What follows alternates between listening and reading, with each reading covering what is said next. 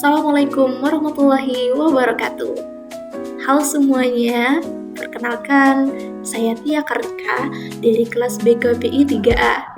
Pada kesempatan kali ini, saya akan menjawab soal UAS mata kuliah pedagogi yang diampu oleh dosen Ibu Ati Rahmaniar MPD. Pedagogi itu sendiri merupakan ilmu dan juga keterampilan dalam membimbing manusia atau individu agar dapat berkembang secara optimal melalui proses pendidikan. Pedagogi tidak hanya membahas cara mengajar, tapi juga bagaimana membentuk kepribadian dan potensi peserta didik secara menyeluruh. Dalam pedagogi terdapat 3 pilar utama, yaitu pendidikan, pengajaran, dan pelatihan yang masing-masing ketiga hal tersebut memiliki karakteristik yang berbeda. Untuk pendidikan, itu adalah proses membentukkan kepribadian secara menyeluruh yang mencakup aspek kognitif, afektif, dan psikomotor. Pendidikan ini berlangsung sepanjang hayat atau sampai kita sudah meninggal dan bertujuan membentuk manusia yang beriman, berakhlak mulia, serta bertanggung jawab. Contoh konkretnya adalah seperti penanaman nilai kejujuran, disiplin, dan tanggung jawab yang dilakukan melalui budaya sekolah serta keteladanan guru dalam bersikap dan bertindak sehari-hari. Selanjutnya yaitu pengajaran, merupakan bagian dari pendidikan yang lebih menekankan proses penyampaian ilmu pengetahuan dan keterampilan akademik. Dalam konteks pengajaran itu sendiri, misalnya guru atau dosen menyampaikan materi pedagogi secara sistematis di kelas, yang mana kemudian memberikan tugas serta melakukan evaluasi untuk mengukur sejauh mana pemahaman siswa atau mahasiswa. Dan pelatihan sendiri yakni adalah kegiatan yang berfokus pada peningkatan keterampilan praktis tertentu, biasanya dilaksanakan dalam waktu yang relatif singkat. Dalam pelatihan itu sendiri, biasanya guru atau tenaga pendidik mengikuti kegiatan pelatihan penggunaan media pembelajaran digital guna meningkatkan keterampilan profesional dalam proses pembelajaran. Itu salah satu contohnya. Adapun perbedaan ketiganya terletak pada tujuan dan prosesnya. Pendidikan itu bersifat luas dan jangka panjang. Pengajaran berfokus pada kegiatan belajar mengajar, sedangkan pelatihan bersifat praktis dan aplikatif. Tentu saja sebelum kita melakukan observasi atau terjun langsung ke sekolah, kita harus melakukan prepare terlebih dahulu. Langkah awalnya adalah dengan menetapkan tujuan observasi secara jelas.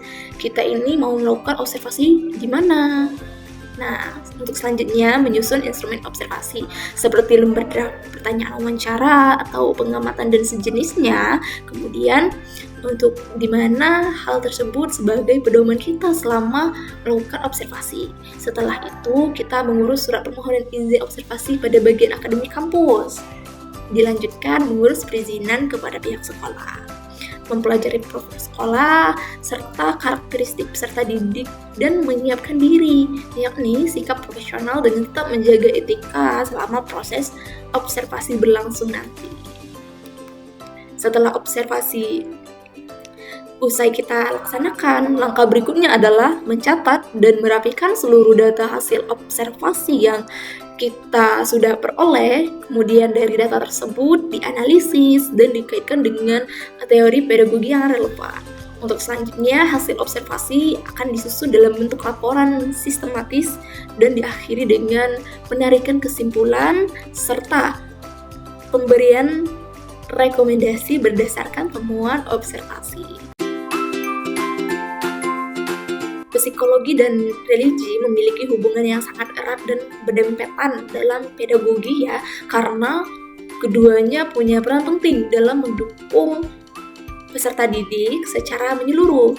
Dari perspektif psikologi, pengajar dapat memahami tahap perkembangan peserta didik, termasuk perkembangan emosi, motivasi belajar, serta karakteristik dan gaya belajar yang sesuai. Sementara itu, religi mempunyai peran dalam membentuk nilai moral, sikap, serta kemampuan pengendalian diri peserta didik.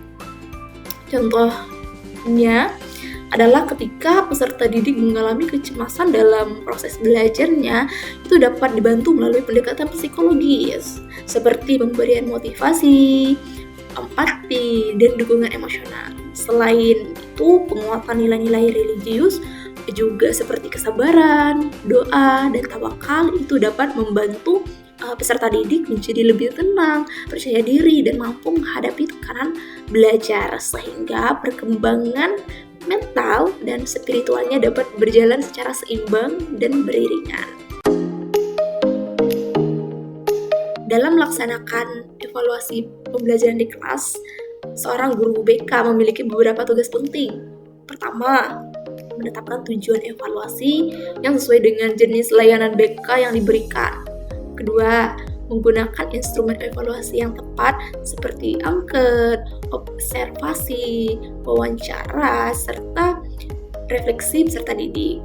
Ketiga, menilai perubahan sikap, perilaku, dan tingkat pemahaman peserta didik setelah mengikuti layanan BK. Yang keempat, yakni memberikan umpan balik yang bersifat membangun dan memotivasi peserta didik agar mampu berkembang secara optimal. Yang kelima, memanfaatkan hasil evaluasi sebagai bahan perbaikan dan pengembangan layanan pada pelaksanaan selanjutnya. Dengan demikian, evaluasi dalam bimbingan dan konseling atau BK bukan hanya berfokus pada hasil akhir, tetapi juga menilai proses serta perkembangan peserta didik secara menyeluruh. Oke, segitu saja penyampaian jawaban UAS mata kuliah pedagogi dari saya. Mohon koreksinya apabila ada salah kata, salah penyebutan, atau kekeliruan hal lain. Terima kasih. Wassalamualaikum warahmatullahi wabarakatuh.